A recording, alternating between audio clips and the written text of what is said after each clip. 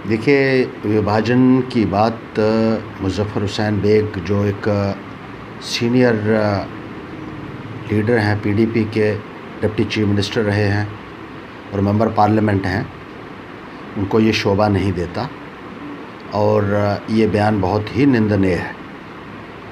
आप कौन से विभाजन की बात करना चाहते हैं?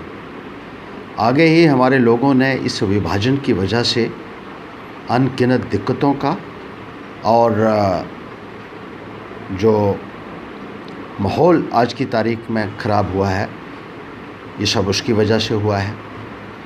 इस किस्म के बयानबाजी से हमें लगता है कि परहेज़ किया जाना चाहिए। कश्मीर के अंदर आए दिन इस किस्म के बयान इन पॉलिटिकल पार्टीज़ द्वारा दिए जाते हैं, चाहे वो पीडीपी हो, चाहे वो नेशनल कॉन्फ्रेंस हो।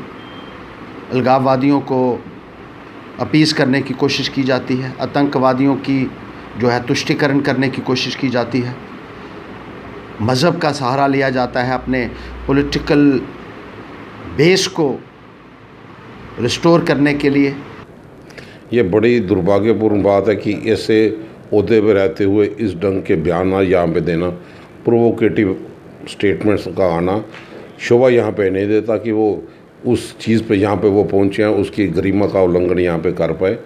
लेकिन जब हम सब लोग, जब से ये केंद्र में मोदी जी की सरकार यहाँ पे बनी, जबकि ये वारदातें यहाँ पे हो रही थी, लिंचिंग की, मॉब लिंचिंग भी, राहुल गांधी जी के नेतृत्व में हम सब लोग इस चीज़ का विरोध करते थे कि कहीं ना कहीं मॉब लिंचिंग पे रोक लगाई जा सके, कानून अपना काम यहाँ पे करे। लेकिन जब बेग साहब की पार्टी पीडीपी और बीजेपी की सरकार यहाँ पे थी, गठबंधन यहाँ पे था, तब तो महबूबा मुफ्ती को ये मोदी साहब वाजपेयी से भी ज़्यादा अच्छे नेता, बड़े अच्छे दूरंदेशी नेता, विजनरी नेता दिखाई देते थे।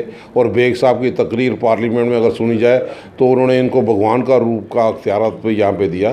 तो आज जब ये सत्ता से परे हट के आ गए तो आज इनको मॉब लिंचिंग की भी चिंता होने लगी। जब सत्ता में थे तब तो मुँह से एक लफ्ज़ भी नहीं निकालते थे। तो मैं समझता हूँ कि ये इनकी फ्रस्ट्रेशन यहाँ पे है।